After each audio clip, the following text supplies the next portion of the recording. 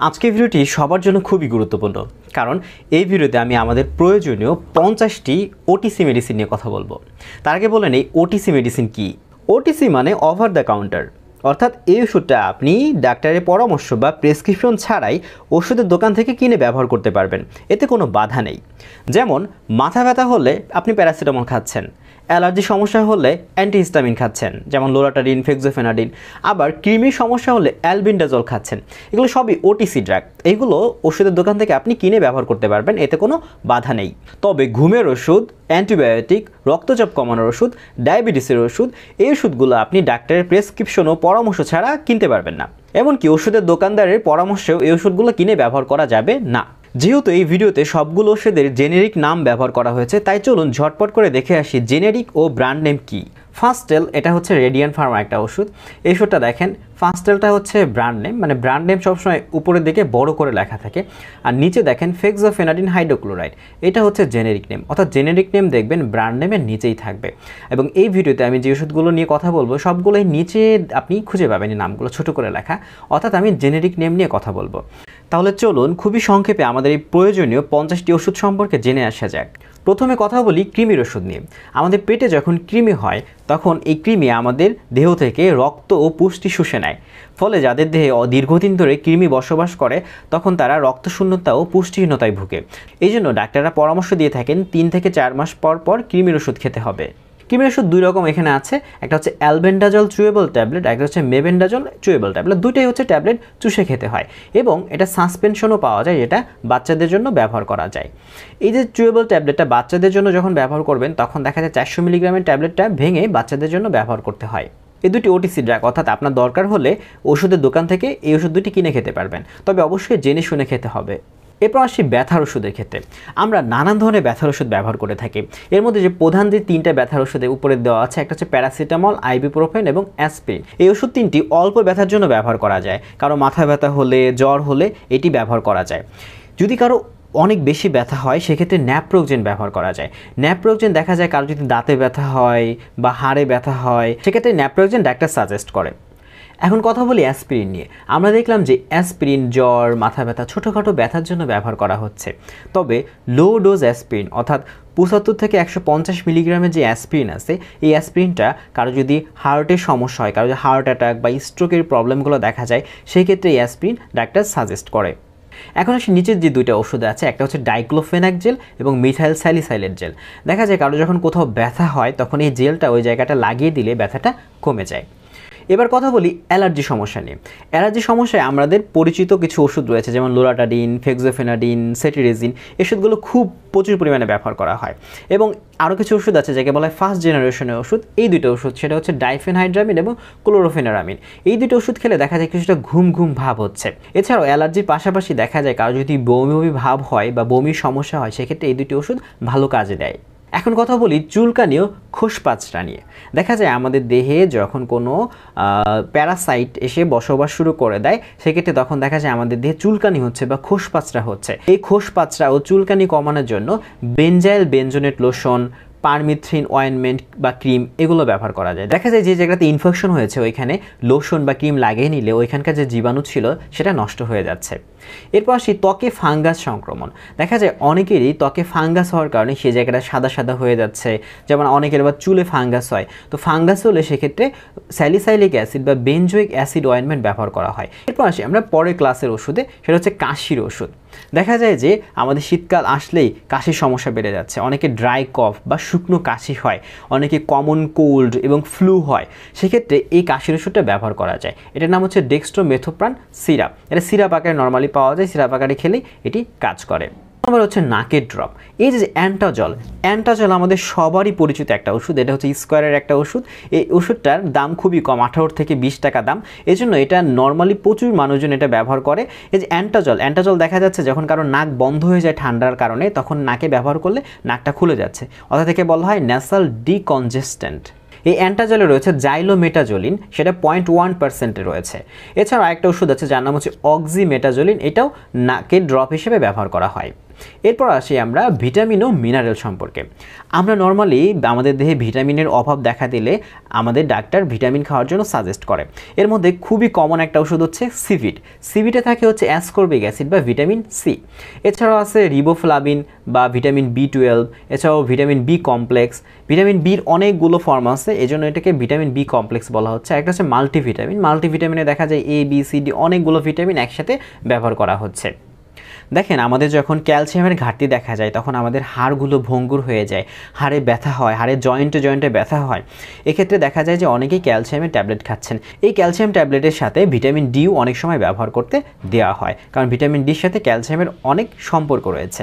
আরেকটা ওষুধ হচ্ছে ফেরাস সালফেট বা ফেরাস গ্লুকোনেট বা ফেরাস ফিউমারেট, যাকে আমরা বলতেছি আয়রন ট্যাবলেট। আপনারা জানেন যে আমাদের রক্তের অন্যতম প্রধান একটা উপাদান হচ্ছে আয়রন। কারো যদি আয়রনের ঘাটতি দেখা যায় তাহলে দেখা যায় রক্তশূন্যতা দেখা যাচ্ছে। এজন্য কারো রক্তশূন্যতা দেখা দিলে আয়রন ট্যাবলেট খেতে দেওয়া হয়।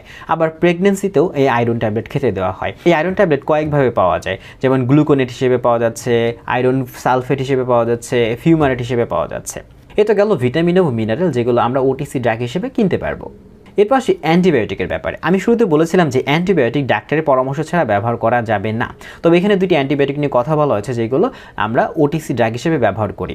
একটা হচ্ছে ক্লোরামফেনিকল আই বা ইয়ার ড্রপ।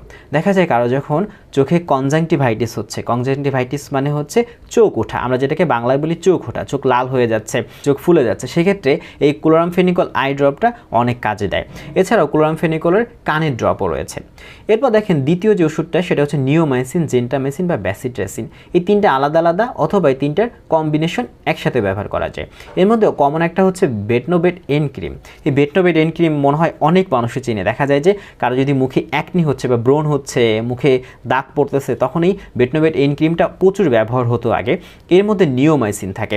এছাড়াও দেখা যায় আমাদের স্কিনে যদি কোনো ইনফেকশন হয় সেক্ষেত্রে এই তিনটা ওষুধ আলাদা আলাদা অথবা এই তিনটা ওষুধের কম্বিনেশন এই কাজে দেয়। এরপর কথা বলি গ্যাস্ট্রিকের ওষুধ নিয়ে। আসলে এটা সবাই জানে, এটা নিয়ে খুব বেশি কথা বলার কোনো দরকার নেই। শুরুতে বলি অ্যান্টাসিড। অ্যান্টাসিড হচ্ছে ওই সকল ওষুধ যেগুলো খাবার পরে খেতে হয়, মানে আমাদের পেটের মধ্যে যখন গ্যাস তৈরি হয়ে গেছে, হাইড্রোক্লোরিক অ্যাসিড বেশি পরিমাণে হয়ে গেছে, তখন ওইটাকে কমানোর জন্য তখন এই অ্যান্টাসিড ব্যবহার করা লাগতেছে। অ্যান্টাসিড কয়েক ধরনের আছে। অ্যালুমিনিয়াম হাইড্রক্সাইড আলাদাভাবে পাওয়া যায়, ম্যাগনেসিয়াম হাইড্রক্সাইড আলাদাভাবে পাওয়া যায়, কিন্তু এই দুটো আলাদা আলাদা খেলে কিছু সমস্যা দেখা দেয়। এই জন্য বর্তমান ফর্মুলেশনগুলোতে অ্যালুমিনিয়াম হাইড্রক্সাইড এবং ম্যাগনেসিয়াম হাইড্রক্সাইড একসাথে পাওয়া যায়। এবং এর সাথে সিমিথিকোন ব্যবহার করলে দেখা যায় যে আমাদের পেটের মধ্যে গ্যাস তৈরি হচ্ছে, ওই গ্যাসটা কমে যাচ্ছে। অর্থাৎ এই তিনটা ওষুধ একসাথেও ব্যবহার করা যাচ্ছে, অথবা অ্যালুমিনিয়াম হাইড্রক্সাইড এবং ম্যাগনেসিয়াম হাইড্রক্সাইড একসাথে ব্যবহার করা যাচ্ছে। এই গেল হচ্ছে অ্যান্টাসিড, যেটা হচ্ছে খাবার পরে খেতে হয়। এখন আরেকটা ওষুধ আছে পিপিআই বা প্রোটন পাম্প ইনহিবিটর। দেখা যায় আমাদের পাকস্থলিতে কিছু পাম্প আছে যেখান থেকে হাইড্রোক্লোরিক অ্যাসিড তৈরি হয়। এই অ্যাসিডটা কমানোর জন্য এই ওষুধগুলো খাবার আগেই খেতে হয় অথবা খাবার সাথে খেতে হয়, যাতে এই অ্যাসিডটা খাওয়ার পরপরই অ্যাসিডের পরিমাণটা যাতে কমে আসে। তো এই ওষুধগুলোর নামগুলো আপনারা জানেন, ইসোমিপ্রাজোল, ওমিপ্রাজোল, প্যান্টোপ্রাজোল, র্যাবিপ্রাজোল। এখন কথা বলি জীবাণুনাশক বা অ্যান্টিসেপটিক নিয়ে। দেখা যায় কোনো একটা জায়গায় যদি আমি পরিষ্কার করতে চাই, জীবাণুমুক্ত করতে চাই, সেক্ষেত্রে এই জিনিসগুলো ব্যবহার করা যায়। তো অন্যতম হচ্ছে ডেটল, এটা আমরা সবাই চিনি। ডেটলের যে মেডিসিন নাম সেটা হচ্ছে ক্লোরোজাইলিনল। এছাড়া আছে ক্লোরোহেক্সিডিন লোশন বা ক্রিম। আর প্রোভিডন আয়োডিন তো আমরা সবাই চিনি। দেখা যায় কোথাও কেটে গেলে এখানে ব্যান্ডেজ করার জন্য এই প্রোভিডন আয়োডিন এই জিনিসটা লাগতেছে, এটা জীবাণুনাশক হিসেবে ব্যবহার করা হয়। এখন কথা বলি গাড়িতে বমি বমি ভাব হলে। আমাদের অনেকে আছে দেখা যায় গাড়িতে জার্নি করার সময় খুব বমি বমি ভাব হচ্ছে বা অনেকে বমি করে দেয়, সেক্ষেত্রে জয় ট্রিপ ওষুধটা খুবই কাজের এবং এটা বাংলাদেশের মানুষজন অনেক চিনে। এই ওষুধটা জার্নি শুরুর অনেকক্ষণ আগে খেতে হয়। এই ওষুধটার যে মেডিসিন নাম তার নাম হচ্ছে হায়োসাইন হাইড্রোব্রোমাইড। আপনি একটু ব্যবহার দেখে নেবেন যে জয় ট্রিপ কীভাবে ব্যবহার করতে হয়। হাঁপানি বা অ্যাজমা এই সমস্যায় সালবিটামল ব্যবহার করা হয়। সালবিটামল দেখা যায় ইনহেলার হিসেবে ব্যবহার করা হচ্ছে।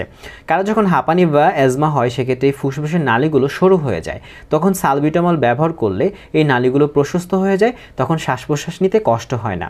সালবিটামলের খুব কমন একটি ব্র্যান্ড নেম হচ্ছে অ্যাজমাসল। এখন কথা বলি ডায়রিয়া নিয়ে। দেখা যায় ডায়রিয়া হলে আমাদের যে পেটে যে জিনিসপত্র আছে এই জিনিসপত্রগুলো খুব দ্রুত চলা শুরু করে, অর্থাৎ এখানে মুভমেন্টটা বেড়ে যায়, যে কোনো ডায়রিয়া হয়। তো ডায়রিয়ার জন্য লোপিরামাইড এবং বিসমাথ সাবস্যালিসাইলেট এই দুটি ওষুধ খুব বেশি ব্যবহার করা হয় এবং এই দুটি ওটিসি হিসেবে আপনি ওষুধের দোকান থেকে নিতে পারবেন। এরপর আসি কষা কনস্টিপেশন বা যাকে বলা হয় কোষ্ঠকাঠিন্য। এখানে ছবি দেখেই বুঝতে পারছেন এটা হচ্ছে ইসবগুলের ভুসি। এই ইসবগুলের ভুসি আমাদের কষার সমস্যা কমাতে ব্যবহার করা হয়। তবে এখানে অনেকে একটা ভুল করে থাকেন, ভুলটা হচ্ছে ইসবগুলের ভুসি অনেকক্ষণ ভিজিয়ে রেখে তারপরে খান, এটা করা যাবে না। এটা পানিতে গুলিয়েই তখন সাথে সাথে খেয়ে ফেলতে হবে। এরপর আরও কয়েকটা ওষুধ আছে, তা হচ্ছে বিসাকোডাইল, গ্লিসারিন সাপোজিটরি, সেনা, এগুলো ব্যবহার করেও কোষ্ঠকাঠিন্য দূর করা সম্ভব। অন্যান্য তো এই ওষুধগুলো নিয়ে কথা বলেই আজকে ভিডিওটি এখানে শেষ হয়ে যাবে।